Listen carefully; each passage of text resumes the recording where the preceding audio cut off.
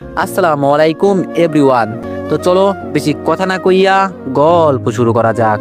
সকালে ঘুম ভাঙলো ফোনের রিংটোনের আওয়াজে। ফোনটা হাতে নিয়ে দেখি এটা তো আননোন একটা নাম্বার, আর এটা রবিনের দেওয়া ফোন। ও বলেছিল এই ফোনে নাকি রিমি ম্যাডাম ওর সাথে যোগাযোগ করবে। আমি সকাল সকাল কাপা কাপা হাতে ফোনটা রিসিভ করে বললাম হ্যালো। ওপাশ থেকে রিমি ম্যাডাম বলল, আরে রবিন, তুমি এখন কোথায়? তোমার তো কোনো খোঁজ খবরই নাই। আমি বললাম ম্যাডাম, আমি তো মাত্র ঘুম থেকে উঠলাম, কেন কোনো দরকার আছে নাকি? রিমি ম্যাডাম বলল, ওয়েট ওয়েট, তোমার কণ্ঠ এমন লাগছে কেন? আমি বললাম আসলে ম্যাডাম, আপনি তো বলছেন সবকিছু যেন রিফাতের মতো নকল করতে হবে, এজন্য আমি হুবহু সবকিছু ওর মতোই করার চেষ্টা করছি। রিমি ম্যাডাম বলল, সে তো বুঝলাম, কিন্তু আমি তোমাকে কি বলছিলাম ওর বাসায় থাকতে? তোমাকে আমি বলছি কি আর তুমি করো কি? আমি বললাম কি করব আপনি বলেন ম্যাডাম, আমাকে ওরা জোর করে আটকে রাখছে। ওরা বলছে আজকে নাকি আমাকে এখানে থাকতে হবে, এর জন্য ম্যাডাম। রিমি ম্যাডাম বলল, দেখো আমি কোনো বিপদে পড়তে চাই না, তুমি তাড়াতাড়ি রেডি হয়ে চলে এসো। দেখো আমি তোমাকে একটা ঠিকানা মেসেজ করে দিচ্ছি, ওখানে চলে আসো। এই বলে রিমি ম্যাডাম ফোনটা কেটে দিল। আমি মনে মনে বললাম, আরে মেয়েরা এতটা বোকা হয়। তবে যা হয়েছে বেশ ভালোই হয়েছে। রিমি ম্যাডাম এখন আমাকে আর চিনতে পারবে না। উনি সবসময় আমাকে এখন রবিন মনে করবে, আর আমি বর্তমানে এখন সুযোগে সদ্ব্যবহার করব। কি আনন্দ আকাশে বাতাসে। আমি তাড়াতাড়ি বিছানা থেকে উঠে রেডি হয়ে গেলাম। আমাকে এখনই বাসা থেকে বের হতে হবে, নইলে রিমি ম্যাডাম আবার আমাকে সন্দেহ করবে। রেডি হয়ে রুম থেকে বের হতেই আম্মু বলল, এত সকাল সকাল কোথায় যাস? আমি শুধু বললাম, কোথায় আর যাব আম্মু, চাকরি আছে যেহেতু সেটা তো করতেই হবে। আম্মু বলল, বাবা আমি বলছিলাম কি, আমি কি আজকে রিমিদের বাসায় যাব? অনেক দিন হলো ওদের বাসায় যাওয়া হয় না। আমি বললাম, দেখো আম্মু, এমনি আমি অনেক টেনশনে আছি, তুমি কি আমাকে আরো টেনশন দিতে চাও? প্লিজ আম্মু, এত বউ বউ করো না, নইলে আমাকে তুমি হারিয়ে ফেলবে। এই পর্যন্ত বললাম, শুধু মনে থাকে যেন। আমি আম্মুকে আর কিছু না বলে বাসা থেকে বের হয়ে রিমি ম্যাডামের বলা জায়গায় চলে গেলাম। রিমি ম্যাডাম আমাকে তো একটা বাসার ঠিকানা দিয়েছে, তাছাড়া উনি এখানে আবার কি করেন? নাকি আমাকে উল্টাপাল্টা কোনো ঠিকানা দিয়েছে? কি জানি বাবা, আমার তো মাথায় কাজ করছে না। আমি দরজার সামনে গিয়ে কলিং বেল দিতেই রিমি ম্যাডাম এসে দরজা খুলে দিল। তবে আজকে আমি রিমি ম্যাডামকে এক অন্য রূপে দেখলাম। ওনার শরীরে একদম পাতলা একটা গেঞ্জি, যার কারণে ওনাকে বাইর থেকে দেখে একটু হট লাগছে। আমি ওনাকে দেখেই মাথা নিচু করে দিলাম। আজকে আমার জায়গায় যদি রবিন থাকতো তাহলে কি হতো? এক প্রকার যেন এখন আমার রিমি ম্যাডামের উপর রাগ হলো। উনি বাইরের মানুষের সামনে কেন এইসব পড়বেন? আর তাছাড়া আমি এখন এইসব চিন্তা করছি কেন? যে আমাকে গুলি করতে পারে, সে আর যাই হোক, তার জন্য আমার মনের ভিতরে কোনো মায়া থাকতে পারে না। আমি দরজার সামনে দাঁড়িয়ে আছি দেখে রিমি ম্যাডাম বলল, যাও এখন রেডি হয়ে নাও, কিছুক্ষণ পর তোমার দুলাভাই আসবে, ওনার সাথে আমাকে দেখা করতে হবে, তাড়াতাড়ি যাও। মনে মনে বললাম, এই দুলাভাইটা আবার কে? নাকি ওই ডাক্তার? ডাক্তার শালা হলে ওরে আমি খাইছি। শালার কত বড় কলিজা, আমি বলার পরেও রিমির পিছন পড়ে আছে। আমি আজকে থেকে রিমিকে এমনভাবে আঘাত দিব যেন ও প্রতিটা মুহূর্তের কষ্ট বুঝতে পারে এবং সেটা অনুমান করতে পারে। ও আমাকে তো চেনে নাই। রিমি বলল, কি হলো রবিন, আমি তোমাকে কি বললাম? আর আমি বলছি না আমার সামনে থাকলে তুমি নিজের চেহারায় আসবে, সব সময় এমন হয়ে থাকা লাগবে না। আমি বললাম, আসলে ম্যাডাম হয়েছে কি, রিফাতের আম্মু আমাকে সন্দেহ করে না, কিন্তু ওর বোন একটু চালাক আছে। ওর বোন হয়তো আমার উপর নজর রাখতে পারে, এজন্য ম্যাডাম। রিমি বলল, আচ্ছা ঠিক আছে বুঝলাম, তোমাকে আর কিছু বলতে হবে না, এখন যাও, ভিতরে কাপড় রাখা আছে, পরে রেডি হয়ে নাও। আমি বললাম, ম্যাডাম ডিউটি করতে হবে না? রিমি বলল, কিসের ডিউটি? হ্যাঁ, তোমার কি মনে নেই যে তুমি আজকে থেকে সবসময় আমার বডিগার্ড হয়ে কাজ করবে? এটা উপর থেকে আদেশ এসেছে। তবে তোমার কাজ একটাই, রিফাতের মায়ের কাছে আমাকে খারাপ বানিয়ে তুমি তোমার চাকরিতে আবার জয়েন করবে। তার আগ পর্যন্ত তুমি আমার বডিগার্ড, বুঝলে? আমি মাথা ঝাঁকিয়ে বললাম, ম্যাডাম বুঝেছি, আপনাকে বলতে হবে না। আমি রিমি ম্যাডামের বলা রুমে চলে গেলাম, কাপড় চেঞ্জ করে আবার রুম থেকে বের হলাম। রুম থেকে বের হয়ে দেখি রিমি ম্যাডাম শাড়ি পরে সেজেগুজে বের হয়েছে। ইস, আজকে রিমি ম্যাডামকে কতটাই না সুন্দর লাগছে। কিন্তু আফসোসের বিষয় হলো উনি আমার জন্য সাজে নাই, উনি অন্য কারোর জন্য নিজের রূপ পরিবর্তন করেছে। এটা দেখে আমার খুব খারাপ লাগলো। আমি মাথা নিচু করে দরজা দিয়ে বের হয়ে বাইরে গিয়ে গাড়ির দরজা খুলে দিলাম। রিমি ম্যাডাম ভিতরে বসতেই আমি ড্রাইভিং করতে লাগলাম। রিমি ম্যাডাম পিছন থেকে বলল, তুমি যত তাড়াতাড়ি তোমার কাজ শেষ করতে পারবে তত তাড়াতাড়ি আমি আমার বয়ফ্রেন্ডকে বিয়ে করতে পারবো। আমি বললাম, ম্যাডাম আমি আপনাকে একটা কথা বলবো, কিছু মনে করবেন না তো আবার? রিমি বলল, বলো। আমি হালকা একটু মন খারাপ করে বললাম, জানেন ম্যাডাম, রিফাত আমার বন্ধু ছিল, ওকে যে আমি টাকার কারণে মারবো এটা ভাবতেই পারি নাই। ও আপনাকে খুব ভালোবাসে। তবে আপনার বিয়ের দিন আপনার বেস্ট ফ্রেন্ডকে কিডন্যাপ করা হয়েছিল, যাতে ও আপনার হাজবেন্ডের নামে মিথ্যা কথা বলতে পারে। এই ধরনের মিথ্যা অপবাদ, মানে ওকে যেভাবে খারাপ করা লাগে, আমি এই কথাগুলো কোনো একভাবে জানতে পেরেছি। তবে আপনি কাজটা ভালো করেন নাই ম্যাডাম। আমি শুনেছি মেয়েদের প্রথম বিয়ে ভেঙে গেলে তার জীবনে অশান্তি লেগে যায়। এখন তো বুঝলেন না, কয়েকদিন পর ঠিকই বুঝবেন। রিমি ম্যাডাম আমাকে ধমক দিয়ে বলল, তোমাকে আমি বলছি এত কথা বলতে, আমি বলছি না আমার সামনে তুমি ওর নামও নিবে না। এখন সবকিছু শেষ হয়ে গেছে, আমি আর কিছু বললাম না। এখন এই মেয়েকে আমি যাই কিছু বলি না কেন ও বুঝবে না। রিমি ম্যাডাম আমাকে একটা রেস্টুরেন্টের সামনে এসে গাড়ি থামাতে বলল। উনি গাড়ি থেকে নেমে বলল, তুমি আমার সাথে আসো, তবে আমার থেকে দূরে থাকবে, যেন আমার উপর নজর রাখতে পারো, ঠিক আছে? আমি বললাম, জি ম্যাডাম, আমি বুঝে গেছি, আপনাকে কিছু বলতে হবে না। আমি ভিতরে গিয়ে একটু আড়ালে গিয়ে দাঁড়ালাম। দেখি রিমি ম্যাডাম আবার কার সাথে কথা বলার জন্য এখানে আসছে। রিমি ম্যাডাম গিয়ে একটা টেবিলে বসলো। কিছুক্ষণ পর একটা ছেলে চলে আসলো। আরে এটা তো কেউ না, এটা হলো ডাক্তার সাহেব, যাকে আমি গুলি করেছিলাম। ওর ভাগ্য ভালো ছিল আমি ওকে মারি নাই। ইস, আমি কি ভুলটাই না করলাম ওকে না মেরে। আমি একটা ওয়েটারকে ডেকে বললাম, এই ছেলে এখানে আসো। ছেলেটা আমার কাছে এসে বলল, স্যার বলেন, আপনার কি লাগবে? আমি ছেলেটার হাতে একটা 1000 টাকার নোট দিয়ে রিমির বয়ফ্রেন্ডকে দেখিয়ে বললাম, ওকে খাবারের সাথে পেট খারাপের ওষুধ দিতে হবে, আর ও যেন কিছুক্ষণের ভিতরে এখানেই দৌড়াদৌড়ি করে। যদি তুমি সফলভাবে কাজ করতে পারো তাহলে তোমাকে আরো 1000 টাকার বকশিস দিব। ছেলেটা হাসি দিয়ে বলল, স্যার আপনি শুধু দেখতে থাকেন, আমি ওর কি অবস্থাটাই না করি। এই কথা বলে ছেলেটা চলে গেল। কিছুক্ষণ পর ছেলেটা খাবার নিয়ে ওদের টেবিলের দিকে যেতে লাগলো। মনে মনে বললাম, তাহলে আজকে কাজ হবে বলে মনে হচ্ছে আমার। রিমির বয়ফ্রেন্ড রিমির সাথে কথা বলছে আর খাবার খাচ্ছে। মনে মনে বললাম, শালা খা খা, আরো বেশি করে খা, তুই খেলেই তো খেলা জমবে। হঠাৎ করে রিমির বয়ফ্রেন্ড দাঁড়িয়ে বলল, বাবু তুমি একটু বসো, আমি একটু ওয়াশরুম থেকে আসছি। আমি আবার একটা মুচকে হাসি দিয়ে বললাম, এই তো এখন কাজ হয়েছে। আমি আবার ছেলেটাকে ডাক দিয়ে বললাম, তুমি গিয়ে ওয়াশরুমের সামনে দাঁড়িয়ে থাকো, যদিও ভিতরে যেতে চাই তাহলে বলবে 5000 টাকা লাগবে, আর ওর এখন খুব চাপ পেয়েছে, এজন্য উপায় না পেয়ে তোমাকে টাকা দিয়ে দিবে। ছেলেটা আমাকে ধন্যবাদ জানিয়ে বলল, স্যার আপনার মাথায় এত বুদ্ধি।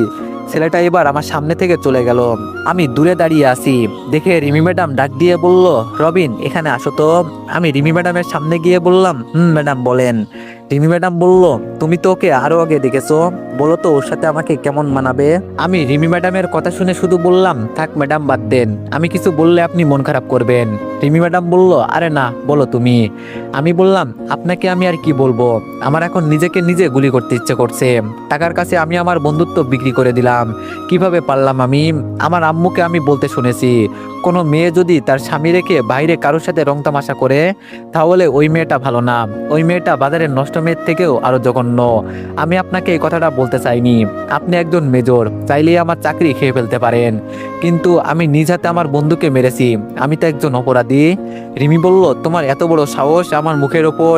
রিমি ম্যাডাম যে আর কিছু বলবে তার আগে ম্যাডামের বয়ফ্রেন্ড এসে বলল, রিমি চলো তো এখন বাসায় যেতে হবে, বাসায় একটা দরকারি কাজ পড়ে গেছে, না গেলে এখন আর হবে না। রিমি ম্যাডাম বলল, আমরা তো মাত্র আসছি, কিন্তু এখন আবার যেতে হবে, এটা আবার কেমন কথা বললে তুমি? হঠাৎ করে আবার রিমির বয়ফ্রেন্ড পেটে হাত দিয়ে বলল, আচ্ছা তুমি আর একটু বসো, আমি আসছি। আমি ছেলেটাকে ইশারা করে বললাম, ওকে এখন ভিতরে যেতে দিবে না, এখানেই প্যান্ট নষ্ট করে দিক। ছেলেটা আমার কথা মতো তাই করলো। অবশেষে কোনো উপায় না পেয়ে রিমির বয়ফ্রেন্ড প্যান্ট নষ্ট করে দিল। রেস্টুরেন্টের সবাই ওর দিকে তাকিয়ে আছে, অনেকেই তো বমি করে দিল। মনে মনে বললাম, আমি আরেকটা সুযোগ হাতে পেলাম, রিমিকে এখন কিছু বলতে পারবো। আমি এবার বলা শুরু করলাম, সিসি এই ছেলের জন্য নাকি আমি আমার বন্ধুকে মেরে ফেললাম? ওর তো দেখি কোনো মান সম্মান নাই, আমাকে তাড়াতাড়ি এখান থেকে যেতে হবে। ম্যাডাম আপনি সবকিছু পরিষ্কার করে আসেন, ও তো আপনার বয়ফ্রেন্ড। আমি এই কথা বলেই রেস্টুরেন্ট থেকে বের হয়ে গেলাম। আমার পিছন পিছনে রিমিও চলে আসলো। রিমি ম্যাডাম গাড়িতে উঠেই বলল, তাড়াতাড়ি এখন এখান থেকে বাসায় চলো। আমি বললাম, কেন ম্যাডাম, আপনার বয়ফ্রেন্ড তো আপনার জন্য অপেক্ষা করছে। রিমি ম্যাডাম আমাকে জোরে ধমক দিয়ে বলল, তোমাকে যেটা করতে বলছি সেটা করো রবিন, এত কথা বলো কেন? আমি আর কিছু বললাম না, সরাসরি গাড়ি নিয়ে বাসার সামনে চলে গেলাম। গাড়ি থেকে নেমে রিমি ম্যাডামের পিছন পিছন বাসার ভিতরে চলে গেলাম। তবে ভিতরে গিয়ে যেন বড় ধরনের একটা শক খেলাম। ভিতরে গিয়ে দেখি রিমি ম্যাডামের আম্মু এসেছেন, তিনি সোফায় বসে বসে টিভি দেখছেন। আমাদের দেখে উনি টিভি বন্ধ করে দিল। রিমি ম্যাডাম উনি ওনার আম্মুকে দেখে বলল, আরে আম্মু তুমি কখন আসছো? এই কথা বলে রিমি ম্যাডাম গিয়ে উনি ওনার আম্মুকে জড়িয়ে ধরলো। আর রিমি ম্যাডামের আম্মু তখন রিমিকে ছাড়িয়ে ঠাস ঠাস করে দুইটা চড় দিয়ে বলল, তুই আমার মেয়ে, আর আমি কি তোর মনের খবর জানি না? আমি তোরে পেটে রাখছি, আর আমার সাথেই তুই চালাকি করলি। তোর কি একটু হাত কাঁপে নাই? তোর হাজবেন্ডকে তুই নিজে হাতে গুলি করে মারতে? সিসি, তোরে আমার নিজের মেয়ে বলতেও ঘৃণা করছে। তুই জানিস রিফাত নিজের জীবন ঝুঁকি নিয়ে আমাদের বাঁচিয়েছে, আর তুই ওকে নিরিবিলি জায়গায় নিয়ে গিয়ে মেরে ফেললি। আজকে থেকে তুই আমার মেয়ে না। যে নিজের স্বামীকে মারতে পারে সে কোন দিন নিজের মাকে মেরে ফেলবে এর কোনো গ্যারান্টি আছে? তোর চাকরির জন্য এত দিমাগ না? আমি তোর বিরুদ্ধে সাক্ষী দিব। তুই যে তোর হাজবেন্ডকে মারলি এটা আমি নিজে বলবো, তখন আমিও দেখতে চাই তোর চাকরি কি করে থাকে। আজকে থেকে তুই আমাকে কোনোদিন মা বলে ডাকবি না, মনে থাকে জানো। এই কথা বলে রিমির আম্মু যখন বের হয়ে যাবে তখন রিমির আম্মু আমার কাছে দাঁড়িয়ে আস্তে করে বলল, তোমার বান্ধবী রিয়া আমাকে সবকিছু বলেছে, তোমার এতে অবাক হওয়ার কোনো কারণ নেই। আমি চাই তুমি ওকে আবার ফিরিয়ে নাও, তবে আমি তোমাকে জোর করব না। যদি তোমার মন চাই তবেই নিয়ে যাবে, নইলে নাই। তুমি আমাদের জন্য অনেক করেছো, আর না। এই কথা বলে আন্টি দরজা দিয়ে বের হয়ে গেল। আমি এখন বুঝেছি রিমির আম্মু এইসব কথা কিভাবে জানতে পারলো। সবকিছু তাহলে ওই রিয়াই বলে দিয়েছে। রিমির আম্মু চলে যাওয়ার পরেই রিমি ধপ করে ফ্লোরের উপর বসে গেল। মনে মনে বললাম, তাহলে আমার শাশুড়ি মা ভালো একটা কাজ করেছে। যাক, এখন তাহলে রিমি ম্যাডাম একটু হলেও বুঝতে পারবে। আমি শুধু রিমি ম্যাডামের দিকে তাকিয়ে বললাম, জানেন তো একটা কথা আছে ম্যাডাম, লোভে পাপ পাবে মৃত্যু। এই আমাকে দেখেন, আমি একটা ভালো বন্ধু হারিয়ে এখন বুঝতে পারছি। জানেন ম্যাডাম, থাকতে কেউ মূল্য দেয় না, যখন হারিয়ে যায় তখন ঠিকই বুঝতে পারে। ওই কথাই আছে না ম্যাডাম, ভাবিয়া করিও কাজ, করিয়া ভাবিও না। রিমি ম্যাডাম এবার জন্য অল্প অল্প করে কান্না করতে লাগলো। তবে একটা জিনিস আমার কাছে এখনো আছে, সেটা হলো রিমি ম্যাডামের আর আমার ছোটবেলার একটা ছবি। এগুলো আমি খুব যত্ন করে রেখে দিয়েছি। আমি ওই ছবিগুলো বের করে রিমি ম্যাডামের হাতে দিয়ে বললাম, এগুলো আমি রিফাতের রুম থেকে পেয়েছি, ও তো আর বেঁচে নেই, এজন্য ভাবলাম এগুলো আপনার কাছেই থাকা ভালো। রিমি ম্যাডাম পিকগুলোর দিকে তাকিয়ে কান্না করতে লাগলো। মনে মনে বললাম, এখন কান্না করলে কি হবে? তুই কি ভাবছোস আমি তোরে ফিরিয়ে নিব? কখনো না। দরকার পড়লে আমি আরেকটা বিয়ে করব, তারপরও তোরে ফিরিয়ে নিব না। হঠাৎ করে রিমি ম্যাডাম দাঁড়িয়ে চোখের পানি মুছে আমাকে উদ্দেশ্য করে বলল, রবিন, রিফাত যে মারা গেছে ওর লাশ কি পাওয়া গেছে? আমি বললাম, না ম্যাডাম, আমরা তো ওর কোনো লাশ খুঁজে পাই নাই। রিমি ম্যাডাম আমার কথা শুনে আবার বলল, তাহলে হতেও তো পারে ও কোনোভাবে বেঁচে গেছে, ওকে আমার আবার ফিরিয়ে নিতে হবে। আমি বললাম, আপনার মাথা খারাপ হয়েছে ম্যাডাম, আমি গুনে গুনে অনেকগুলো গুলি করেছি, আর আমি যদি মিথ্যা না হই তাহলে ওর লাশটাও হয়তো কুমিরে খেয়ে ফেলেছে। আপনি এখন ওকে খুঁজছেন কেন? ও তো মারা গেছে। রিমি ম্যাডাম আমার কলার ধরে বলল, তোমাকে কে বলেছে ওকে মারতে? আমি বলছে দেখেই কি তুমি ওকে গুলি করবে? আমাকে তুমি আটকাতে পারলে না। আমি একটা খারাপ মেয়ে হলাম কি করে? আমি আমার ছোটবেলার ভালোবাসাকে খুন করে ফেলেছি। ওকে একটাবার আমি সুযোগ দিলাম না। ও আমার জন্য কত কিছু করেছে, আর আমি আজকে আমার আম্মু আমাকে এইসব কথাগুলো বলছে আর কান্না করছে। আমি শুধু দাঁড়িয়ে দাঁড়িয়ে বলছি, এখন আর কান্না করলে কি হবে? আমি তো মরেই গেছি। তবে কি আমি তোরে কখনো ফিরিয়ে নিব? কখনো না, তুই বললেও নিব না। হঠাৎ করে দরজা দিয়ে রিমির বয়ফ্রেন্ড ভিতরে প্রবেশ করলো। রিমি ওর বয়ফ্রেন্ডকে দেখে চোখের পানি মুছে দাঁড়িয়ে বলল, কি ব্যাপার, অসময়ে তুমি এখানে? রিমির বয়ফ্রেন্ড হাসতে হাসতে বলল, কেন, আমার এখানে আসা বারণ আছে বুঝি? আমার সবচেয়ে বড় ভুল কি ছিল জানো? তোমার উপর দয়া করা। আমি তোমাকে সত্যি অনেকটাই ভালোবাসতাম, কিন্তু তুমি আমার সাথে বেইমানি করলে। আমাকে রেস্টুরেন্টে মিথ্যা কথা বলে নিয়ে গেলে, আবার আমার খাবারের মাঝে পেট খারাপের ওষুধ মিলিয়ে দিলে। তোমার কারণে আমি পুরো রেস্টুরেন্টের মানুষের সামনে অপমানিত হয়েছি। অনেক হয়েছে আর না, এখন আমার পালা। এখন দেখো আমি তোর কি অবস্থা করি। কিরে তোরা কই, ভিতরে আয়। রিমির বয়ফ্রেন্ড এই কথা বলতে আরো 3টা ছেলে ভিতরে প্রবেশ করলো। রিমি ওদের দেখে এবার একটু ঘাবড়ে গিয়ে বলল, এই তুমি কি করতে চাইছো বলো তো? তোমার কি মাথা খারাপ হয়ে গেছে? আমি তোমার খাবারের সাথে কি মিশিয়ে দিয়েছি? এইসব তুমি কি উল্টাপাল্টা কথা বলছো? রিমির বয়ফ্রেন্ড হাসতে হাসতে বলল, চেয়েছিলাম তোরে বিয়ে করব, কিন্তু আমি একজন ডাক্তার, আবার তুই বিবাহিতা। যে নিজের স্বামীকে আমার জন্য খুন করতে পারে সে আমাকে মারবে না এর কোনো গ্যারান্টি আছে কি? তোর পিছনে আমি অনেক টাকা খরচ করেছি, আজকে আমি সেগুলোর হিসাব নিব, এবং আমার সব বন্ধুরা তোর সাথে মজা করবে, আর আমি দাঁড়িয়ে দাঁড়িয়ে দেখব। রিমি এবার একটু পিছিয়ে বলল, না না, তুমি এসব করতে পারো না, আমাকে প্লিজ তুমি ছেড়ে দাও। রিমির বয়ফ্রেন্ড হঠাৎ আমার দিকে তাকিয়ে বলল, কিরে নকল শালা, তুই এখানে কি করিস? তাড়াতাড়ি এখান থেকে চলে যা। রিমি ম্যাডাম আমার দিকে কান্নার দৃষ্টিতে তাকিয়ে বলল, প্লিজ রবিন, তুমি আমাকে একা ফেলে যেও না, ওরা আমার সাথে। রিমির বয়ফ্রেন্ড আমার দিকে তাকিয়ে বলল, শুনলাম তুই টাকার জন্য সব কিছু করিস, তুই এখন এখান থেকে চলে যা, বিনিময়ে তোর যত টাকা লাগে আমি দিব। আর এই মেয়ে কতটা নষ্ট হয়ে গেছে তুই তো ভালো করেই জানিস। নিজের স্বামী রেখে কেউ তার বয়ফ্রেন্ডকে নিয়ে ঘোরে, আবার আমার কথায় ওকে মেরেও ফেলেছে। এখন তুই বোঝ ও কতটা নষ্ট একটা মেয়ে। আমি রিমি ম্যাডামের দিকে তাকিয়ে বললাম, আপনার সাথে এমন হওয়াটাই উচিত, আপনি খুব খারাপ ম্যাডাম, এত দেমাগ ভালো না। আর আমি তো টাকার জন্য সব কিছু করতে পারি, এজন্য আপনাকে এখানে ফেলেও চলে যেতে পারবো। গেলাম আমি ম্যাডাম। দরজার কাছ পর্যন্ত যেতেই রিমির বয়ফ্রেন্ড গিয়েই রিমির গালে ঠাস করে একটা চড় দিয়ে বলল, এখন তোর কোন নাগরকে বলবি রে তোরে বাঁচাতে? এখন ডাক শুনি কে তোরে বাঁচাই, আমিও দেখতে চাই। আমি পকেট থেকে পিস্তল বের করে সরাসরি রিমির বয়ফ্রেন্ডের পায়ে গুলি করে দিলাম। আর তিনটা ছেলে তো আমার হাতে পিস্তল দেখে চুপচাপ ফ্লোরে বসে পড়লো।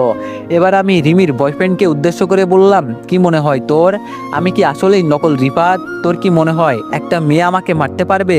কখনো না, আমি নকল রিফাত না, বরং আমি আসল হয়ে নকল সেজেছি। তুই যা ইচ্ছা তাই কর, তাতে আমার কোনো সমস্যা নেই। তবে এই মেয়েটা সত্যি একটা নষ্টা, ও আমার বউ হবার যোগ্যতা রাখে না, কিন্তু ওর সাথে আমার এখনো ডিভোর্স হয় নাই। এজন্য ওর গায়ে হাত দেওয়ার আগে আমাকে একবার বলবি না? রিমির বয়ফ্রেন্ড আমার কথা শুনে আমার দিকে রেগে তাকিয়ে বলল, শালা তোরে তো।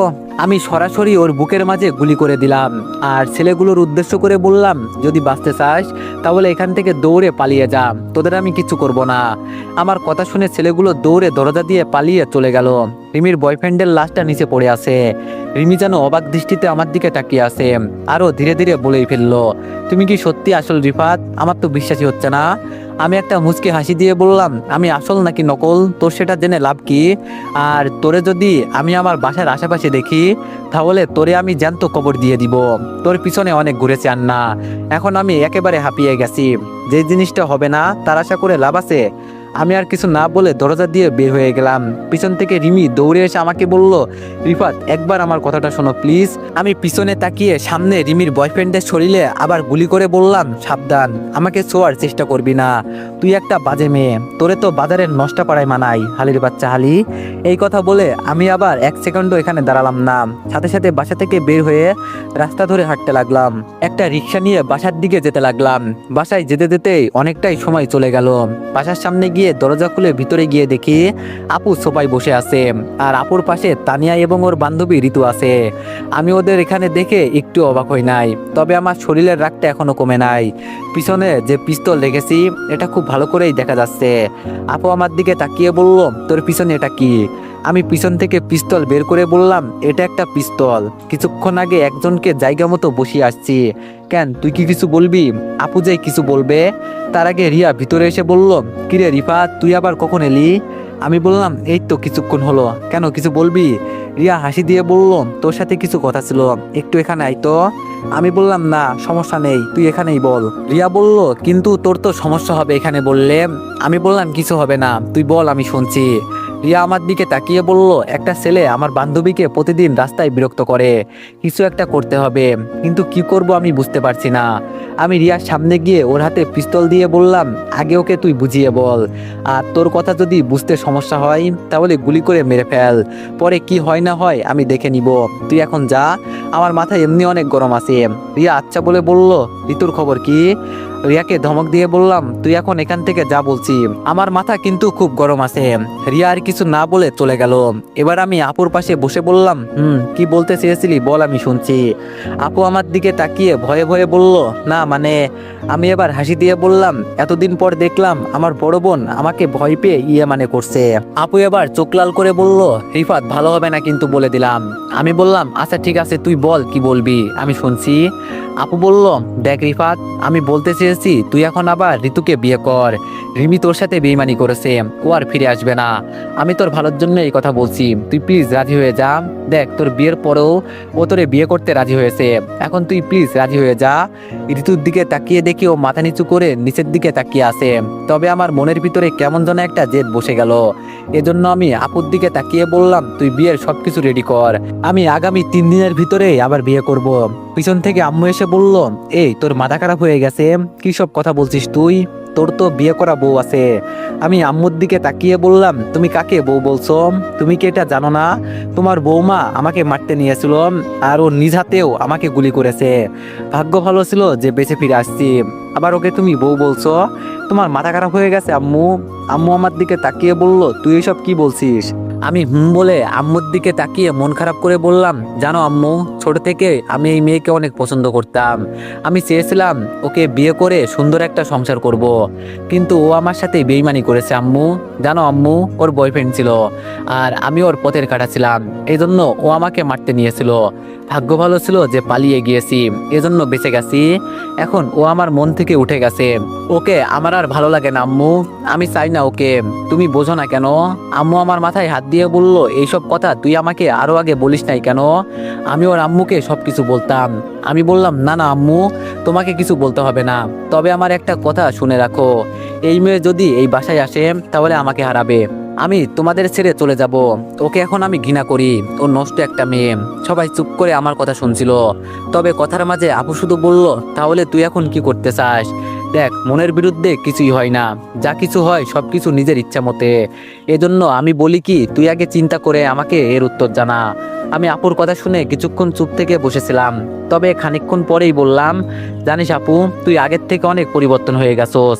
এখন তুই নিজের ছাত্র নিয়ে চিন্তা ভাবনা করিস। তো এভরিওয়ান, নেক্সট পার্টের জন্য সবাই একটু বেশি বেশি লাইক আর কমেন্ট করে দিও। ধন্যবাদ।